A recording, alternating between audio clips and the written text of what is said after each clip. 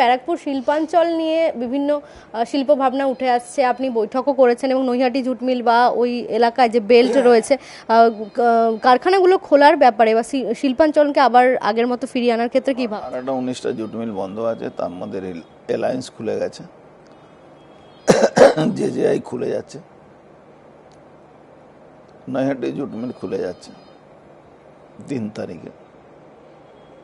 তো আমার মনে হচ্ছে আমরা 10 তারিখে আমাদের প্রত্যেকটা জুট মিলটাকে খুলতে পারবো। কালকে আমরা ভারত জুট মিল নিয়ে কথা বলেছি, ওখানে একটা প্রমোটারকে দিয়ে বিগত সরকার মানে একদম স্পেসিফিকভাবে নাম বলছি, মলয় ঘটক ওই প্রপার্টিটাকে, সরকারি প্রপার্টি, কোনো ইন্ডাস্ট্রি যে এখানে আছে বেশিরভাগ প্রপার্টিটা সরকারের অ্যাকোয়ার করা যাবে, সেটা প্রমোটিং জন্য বিক্রি করে দেওয়ার চক্রান্ত করেছেন।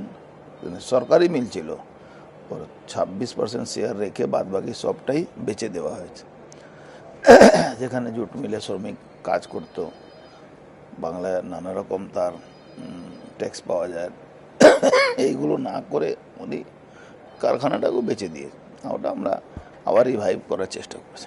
আমরা দেখছিলাম যে আপনি বলছিলেন যে মালিকদেরকেও যেমন শ্রমিকের কথা ভাবতে হবে, শ্রমিকদের যে স্বার্থ বা তাদের সুযোগ সুবিধাগুলোর দিকটাও মাথায় রাখতে হবে।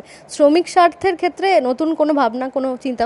দেখুন, আমি সমস্ত মানে যারা যেখানে শ্রমিক ইনভলভ আছে সবাইকে আমি স্পেসিফিকভাবে ডেকে ডেকে বলছি কি আপনারা প্রত্যেকটা শ্রমিককে পিএফইএসআই সঙ্গে যুক্ত করুন। তাহলে কি হবে, লেবার ওয়েলফেয়ার ডিপার্টমেন্ট থেকে কোনো অঘটন ঘটলে তাদেরকে আমরা সাহায্য করতে পারবো। এই কলকাতা যে একটা গোডাউন ভেঙে পড়ে গেল, একটা মাত্র লোক যার পিএফ আছে, সে লেবার ডিপার্টমেন্টে এনলিস্টেড না, বাদ বাকি কেউ নেই। তার আমার এলাকার মধ্যে 2 জন মারা গেছে, আমাকে পার্সোনালি 1 লাখ টাকা করে 2 জনকে দিয়েছি, তারপরে ওদের বাদ বাকি 4 জন আরও উন্ডেড আছে, তাদেরকে ওষুধের টাকা দিচ্ছে। আমাদের মাননীয় মুখ্যমন্ত্রী তো দিচ্ছেনই, আমরাও ওই পরিবারের পাশে আছি।